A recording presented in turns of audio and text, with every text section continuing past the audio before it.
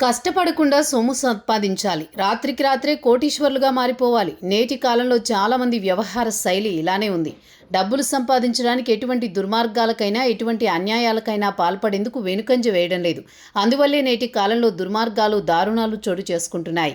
ఆంధ్రప్రదేశ్ రాష్ట్రంలో ఉమ్మడి గుంటూరు జిల్లా నరసరావుపేట పట్టణం ఈ ప్రాంతంలో ప్రకాష్ నగర్ ఏరియాలో ఒక బహుళ అంతస్తుల భవనం ఉంది.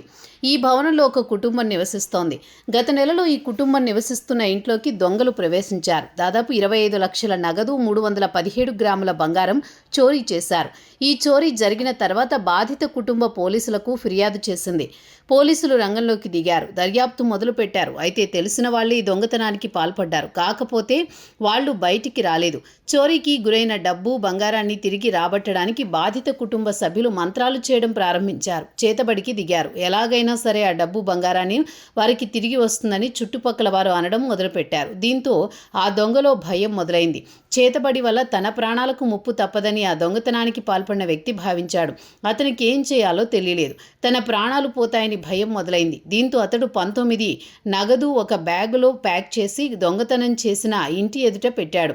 అందులో ఓ లెటర్ రాశాడు. మేము దొంగతనం చేశాం. దాదాపు 25 లక్షల నగదు, 317 గ్రాముల బంగారాన్ని దొంగిలించాం. నా వాటాగా 19 లక్షలు తీసుకున్నాను. అందువల్లే ఆ నగదు బ్యాగ్లో పెట్టి మీకు ఇచ్చేస్తున్నాను. మిగతా సొమ్ము గురించి నాకు తెలియదు, నన్ను అడగొద్దు అని అతడు ఆ లేఖలో పెద్ద అక్షరాలతో రాశాడు.